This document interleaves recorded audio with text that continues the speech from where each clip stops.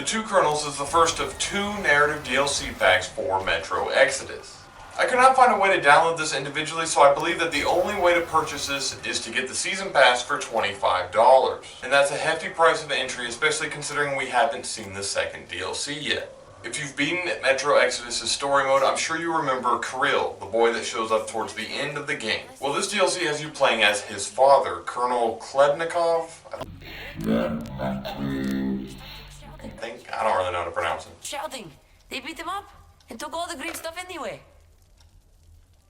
Well, this is just unacceptable. First thing tomorrow, I'm going to get their names. It fills in the gaps, and it fleshes out their backstory, allowing you to witness firsthand what befell them. And it ties into the present day very nicely because we see Anna's father retracing his steps. Even though we all have a pretty good idea of what happened, the DLC does a good job of showcasing it, creating a compelling and emotional narrative that can still strike a nerve. And this is impressive, especially considering that the Two Colonels only takes about an hour and a half to run through.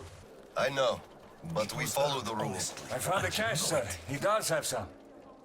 I can't Not too much here, though. My granddaughter is sick. She needs that. Sure, your granddaughter. I bet it's going to the market. Colonel, tell them, please. You know it's true. Sir, The plot does take a little while to build up, and I probably wasn't invested until about 30 minutes in. Sadly, this is where the good ends, because you're all going to want to know how this DLC plays, and to be honest, it kind of plays like a pile of garbage. There are essentially 3 separate gameplay loops in this DLC. The first feels like a tech demo for the new flamethrower weapon. As soon as you begin, you're tasked with having to traverse the sewers and burn the slime from ruining the metro. It's a chore that gets boring within the first 5 minutes.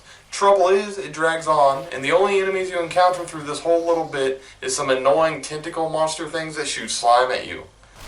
The second gameplay loop occurs after a bunch of story beats, and it consists of a corridor shooter at a bunch of humans.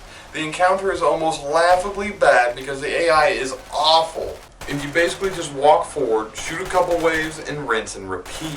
The final stretch of the game is by far the best gameplay you'll get. You go down into a semi-open bunker and fight off waves of the same monster, while progressing towards your objective. The extra freedom and extremely underwhelming boss fight at least feels a little bit more similar to how the main campaign plays, but even that's not great. I was a huge fan of this game when it came out, but it's very hard for me to recommend this DLC. They definitely got the narrative right. Witnessing how Kirill got to be where he is was quite interesting.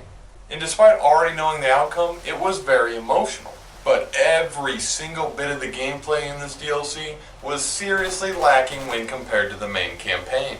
It was a boring, practically broken slug to get through, and if it wasn't for the narrative, I could not even imagine recommending this DLC to anyone.